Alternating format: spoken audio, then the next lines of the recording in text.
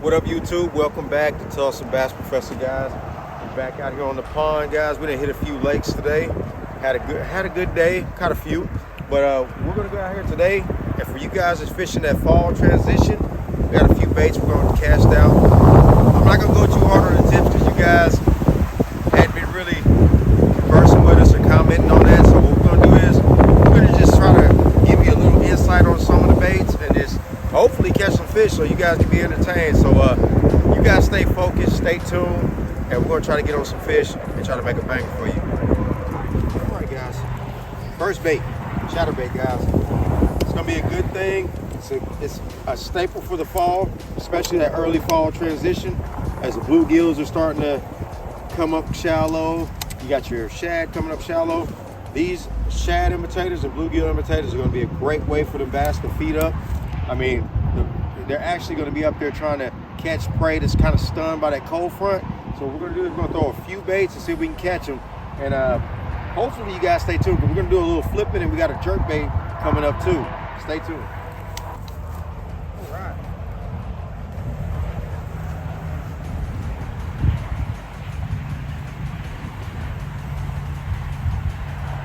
Water's crystal clear and very pressure. Very pressure.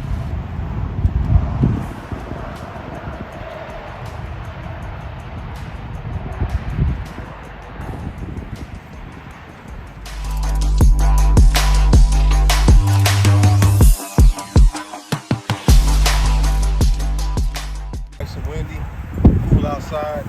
Ain't nothing better than the old-fashioned spinnerbait, guys. Basically what you're trying to do is you're just trying to mimic a bait ball or some kind of small one at that. So what we're gonna do is you can go against the grain or against the wind in clear water like this, because 9 times out of 10 they're gonna be hanging off of the edges anyway. So you don't always have to follow the wind all the way back there where the bait's been pushed. Because a lot of times if they have things like this to hide around, and it's cloudy like this, the bass are going to move around all over.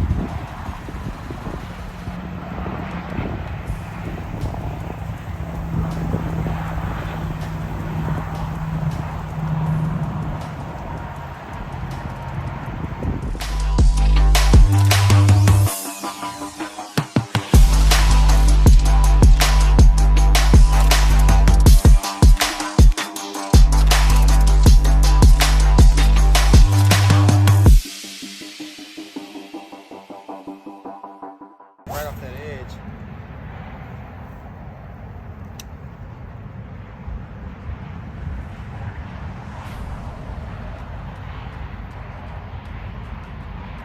One thing about a spinnerbait, don't do too much to it, because the blades and the skirt design on some spinnerbaits will be enough to trigger that bite.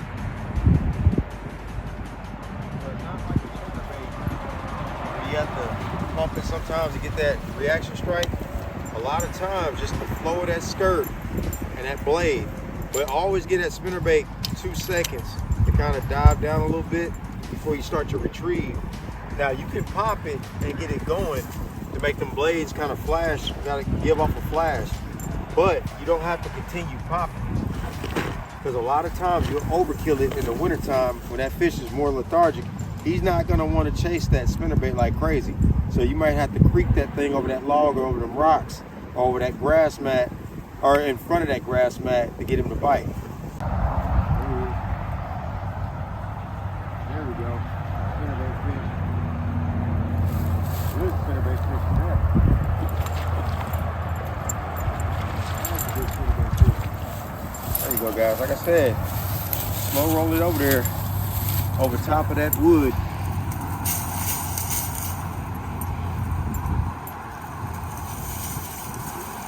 With this fish.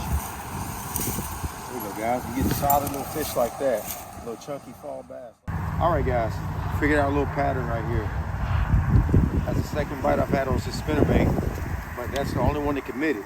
And what I found is I crawled it right over top of that limb that's down here. And I kind of let, like that right there, still got tension, but it's fluttering down. And I just kind of popped it. And when I cranked it 2 turns of the handle, she was on there. So that reaction strike was there. So you want to just make sure you really There he is. Another one. There he is.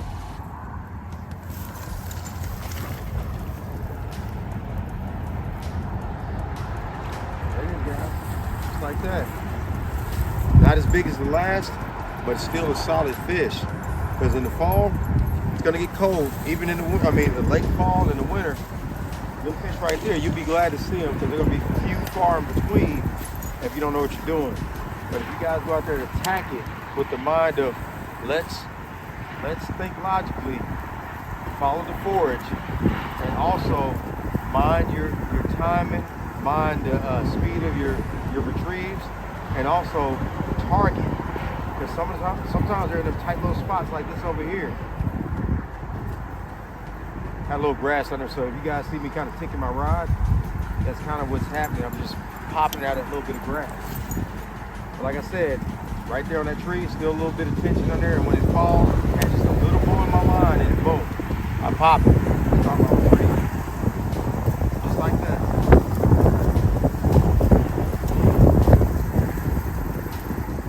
Like I said, guys, you're gonna really want to pay attention to what you're doing early fall, because as it starts to get cooler, you're gonna want to really dictate how slow you're going, or even the type of action your bait has. Because even in cold water, if you have a good action to that spinner bait or that jerk bait or that lipless, you can still get bit at a pretty solid retrieve. Not blazing, but a pretty solid retrieve, you can still get bit.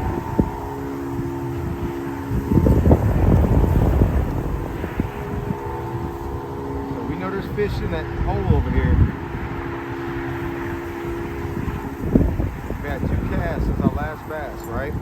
So now we're gonna do what we do with a fan cast. We're gonna just pick spots. Just kind of pick apart that with that same bait and see if this is really what they're on. If not, we're gonna throw a bait that might suspend, or we're gonna throw a bait that we can flip in there and drag. That was definitely a short strike. Okay, we definitely know they're hitting the spinner bait, so we're gonna keep trying to break it through there. There we go. The blade's kicking.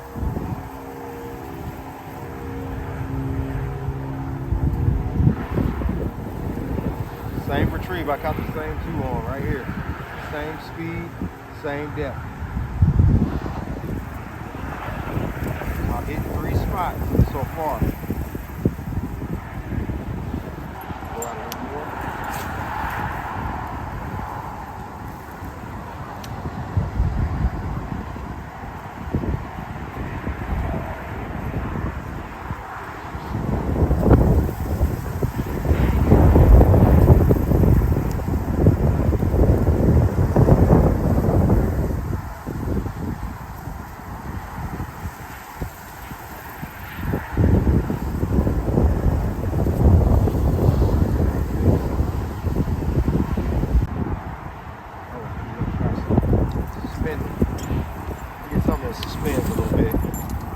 The old jerk bait out there, see what we can get.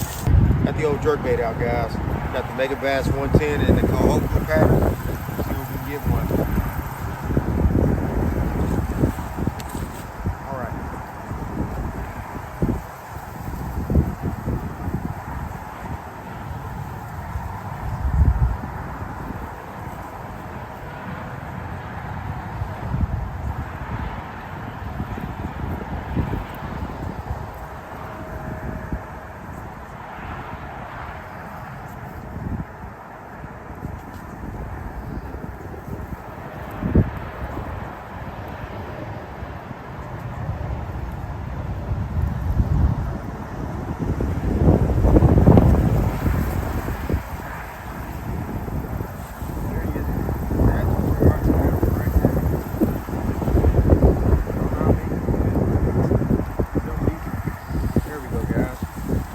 Said there's more fish in there.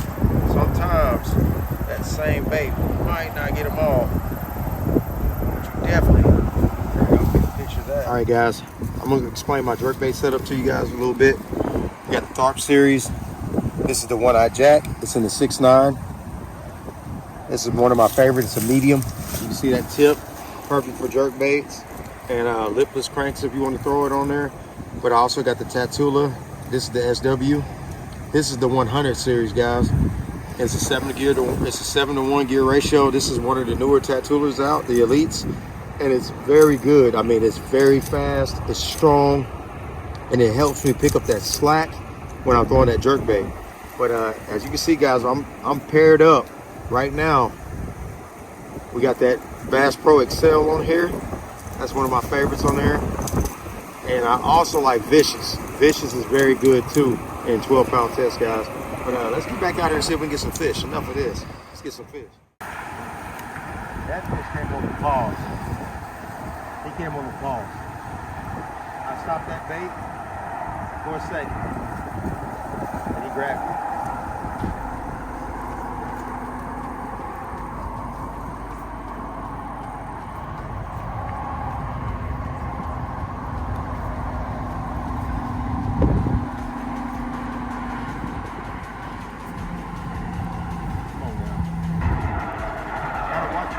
Too, guys. It doesn't always have to be a slam. You can just see that line trailing off too.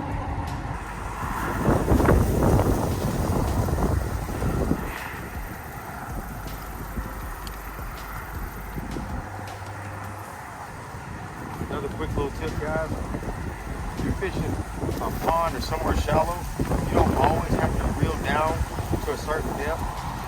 Because I know a lot of guys, like when we fish lakes, we'll reel it down to the desired depth and then start working it. In a pond or like a small body of water like a creek, if you're not sure what's hanging out down there and you got troubles on, just kind of work it and you'll feel it bump into it before anything. That way you can kind of back off and let it float back up.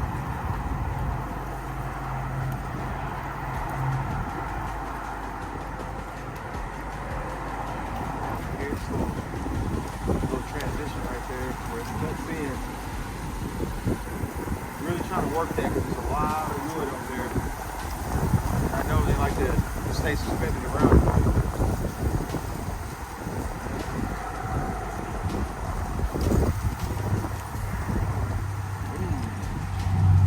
That might have been a bluegill. That line shot out of there and I didn't feel anything. This might be a bluegill. I struck that.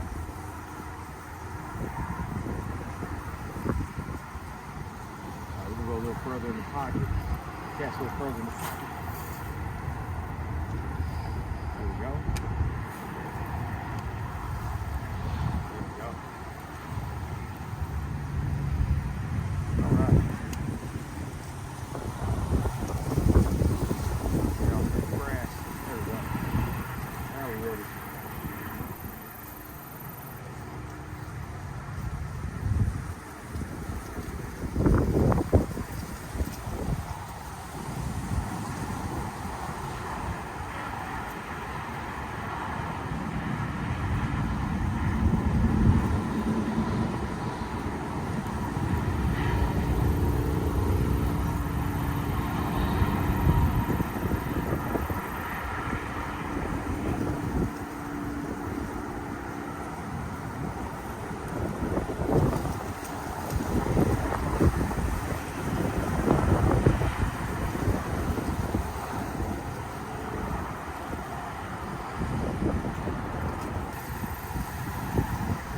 Perfect. Right on the edge.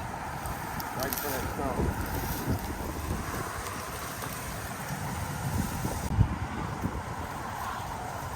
Really gotta watch this lamp out here.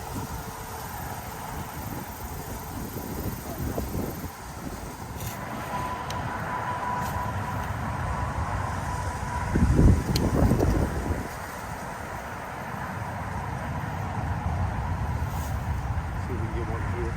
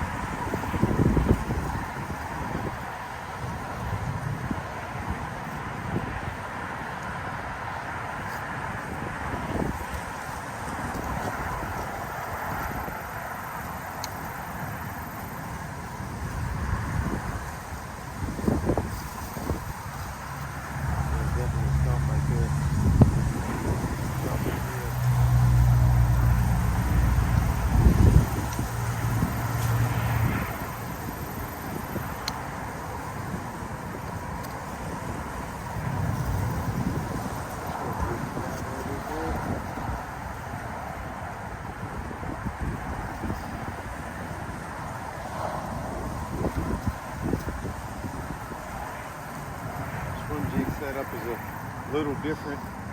When I say a little, I mean a lot different than a jerkbait setup. But I'm big. I know a lot of guys on swim jigs, they like to throw a 7.6 heavy. I'm big on throwing a 7-foot heavy or a 7.2 heavy. I want something that I can still have accuracy, but it's long enough to make them long cast, so I can work that in there, but I can also still connect with the fish from a long distance. But I also put 30-pound Excel braid on here, the Bass Pro brand, and it's been marvelous when it comes down to setting the hook on the swim jig.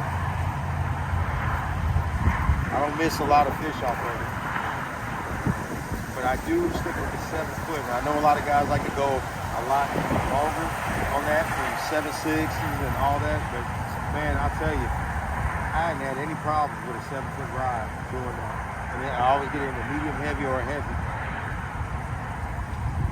I just feel like, for me, I'm more comfortable with it. And I know at my height, I can throw that rod and still have control over it. I don't have a long telephone pole in my hand trying to stay in contact with that bait out there, and it's wearing my arm down as I'm starting to shake it or bounce it. And I do a few retrieves with the swim jig. I'll swim it like I always tell you guys, I'll swim it, I'll bounce it, I'll even pull it a little bit. But I always like to get that shake when they're going after things like a spinnerbait or a lipless. I like to get that shake and make it a little more erratic. I'm gonna go behind this. There's a stump back here that I do fight if the fish is good, because from that side I hang up a lot easier. And here I can see what I'm doing. I can see that stump, but it holds a lot of fish on it, especially around this time of year. We're gonna try that. See if we can get one off of it.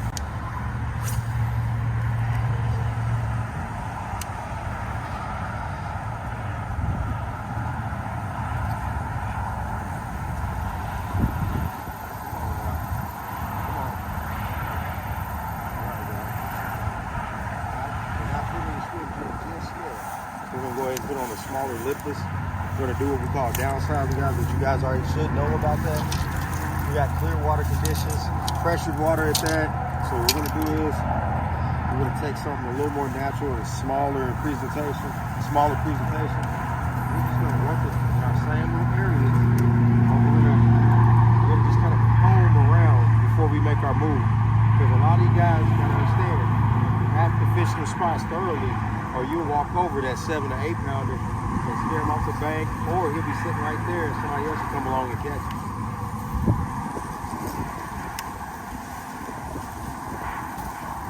When I fish a place, I like to really hit it pretty good.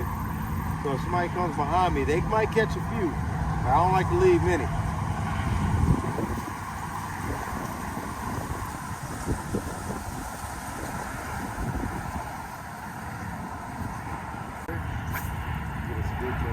Right there.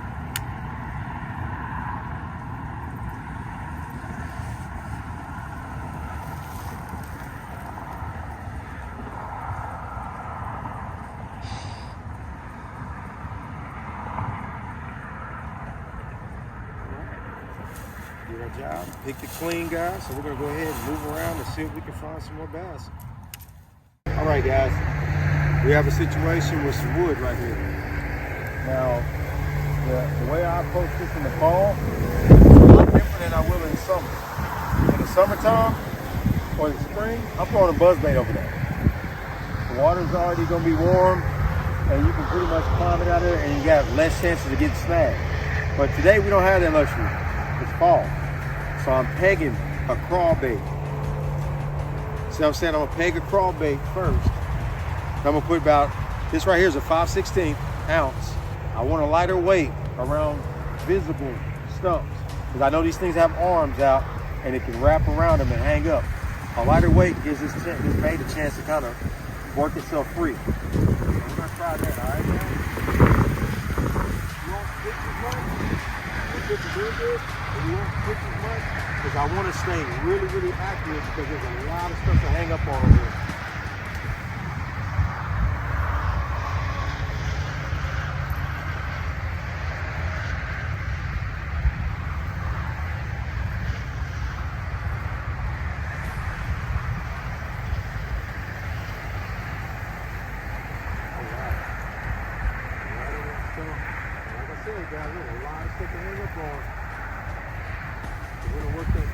right around each arm of that log. Now we already made it over the first two right here, but we're still letting our bait have contact with the bottom. See like it's falling right there? Boom, right over another arm. A lot of times that bite will come on that fall right there.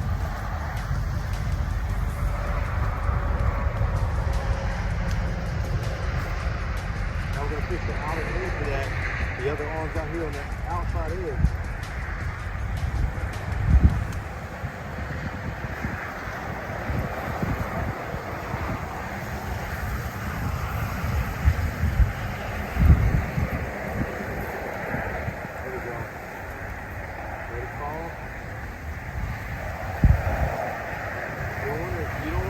Pop it because you don't want it to get hung up.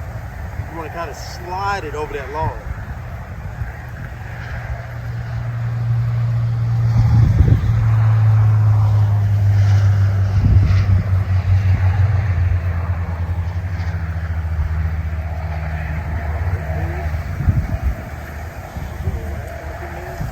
You see all the visible little knots on that log?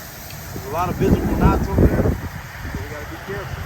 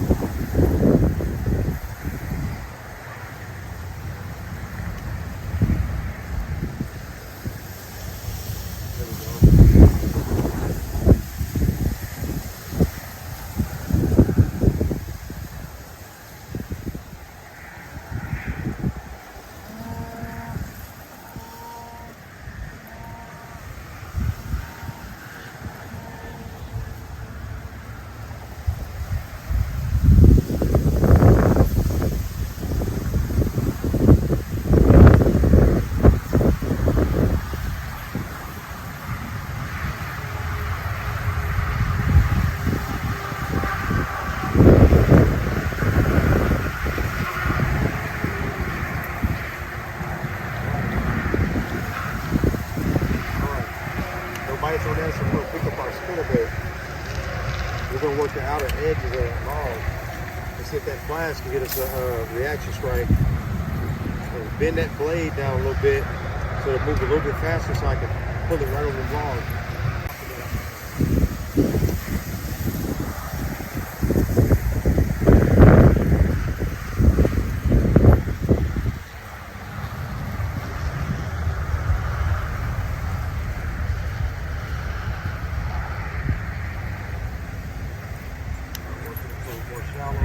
Another log over this way.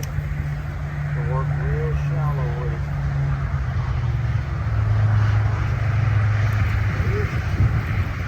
Oh, he came off! Man, that was a good one. Rudder like this right here. That spinnerbait's falling. But I still have a little tension to keep it out of that tree. Like I said, I'm popping it and I'm slowly bringing that thing back to life.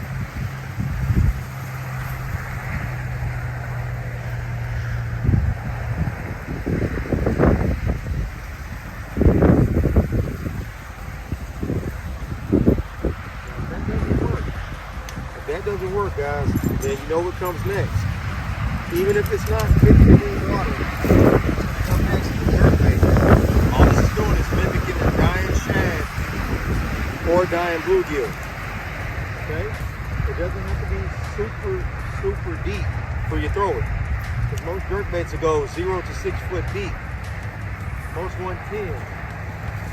Now, if you get into like deeper water, then you get the +1s and +2s.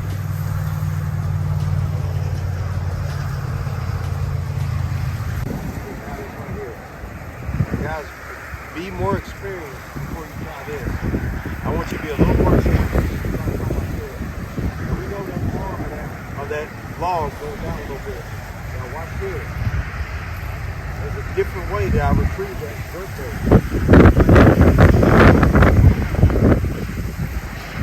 I want to be right above that. I don't want to have that rod tip down only because I don't want that depth. I want it to be controlled when it's going over that log. So I want it to die. That way when it dies, it looks like easy prey and they'll come out from under that log and they'll hit it.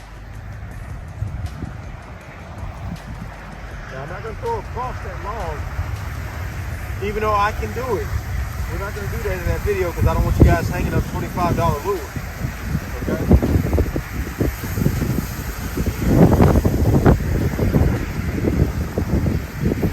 Draw that fish out of there, out of that cover.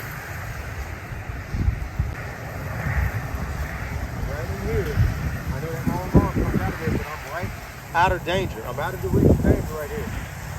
That rod tip is up a little more. I just want that fish to come out of there and eat.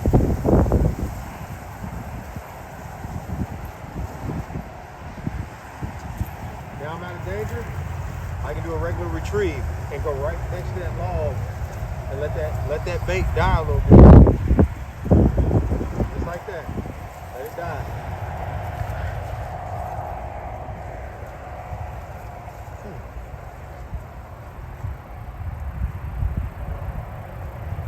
All right, we're gonna try the same thing. We have a log right here. Now I know I can only go so far outside of that log and stay in that strike zone. So once again, I know that's shallow right there. So that jerkbait is getting worked a little bit different, but I'm still using my wrist to keep that cadence that I've been using. So you want to keep it just like that.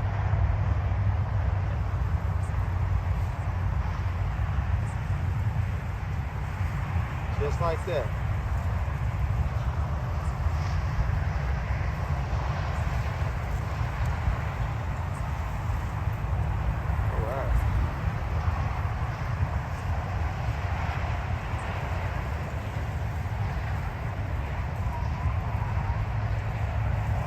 On that, no problem, no problem.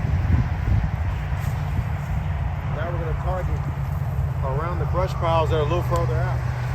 Now with this, it's a little tricky. You can't see that far out, but you can feel it. So on your retrieve, it's going to be a little bit softer than you normally would do. Just a little bit softer. You're not going to have to do too much cutting, just a little bit turn here and there. It's like a glide bait.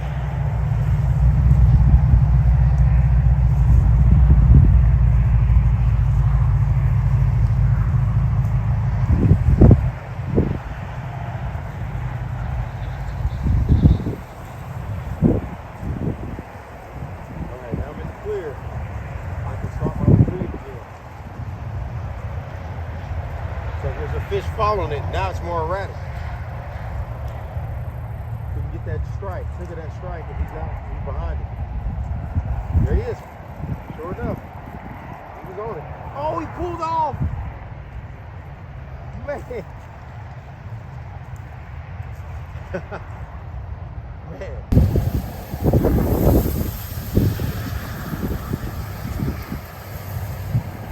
Woo. I like that, a little fun. Got a little fun like that.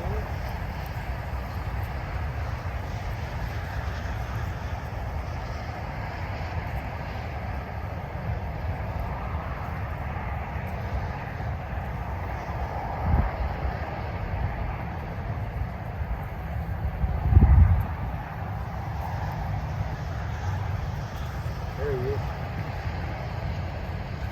Little bitty guy. Not a monster, but we got a little bitty guy. Might be what we have over there on the stumps. Itty guy. Nah, it's good. It's a little funky. There we go. Spinnerbait fish. Come here, Bubba. Warm fish. Really warm. All right, guys. Got it.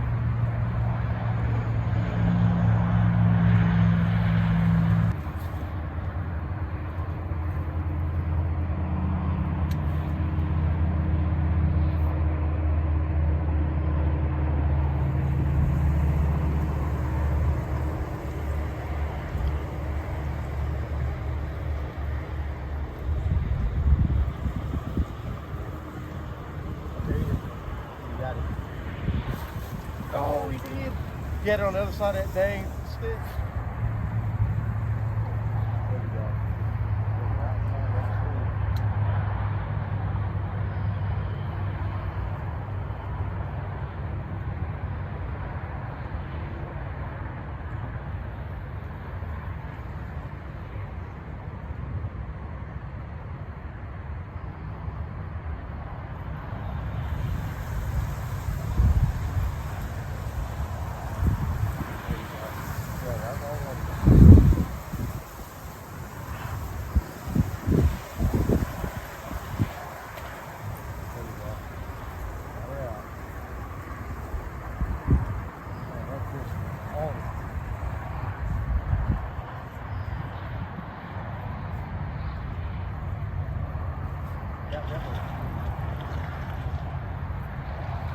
Right over here, we got it again.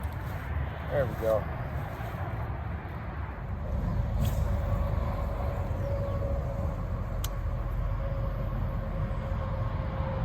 Got him. Got him.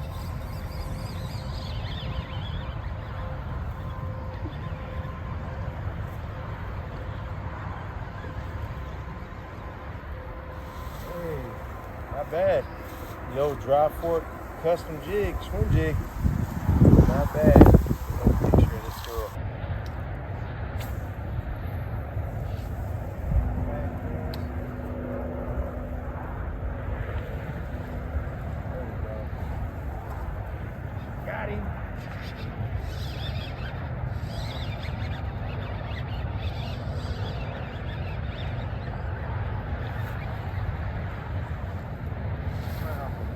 baby.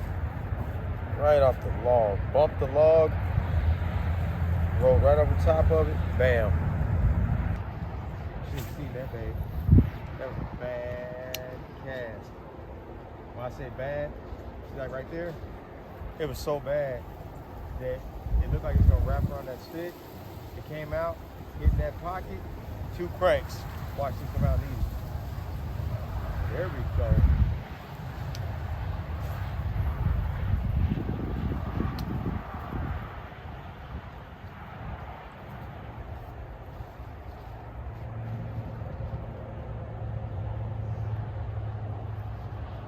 Amazing. Swing jig round, log jam in the fall. Man-made log jam at that. Our beavers.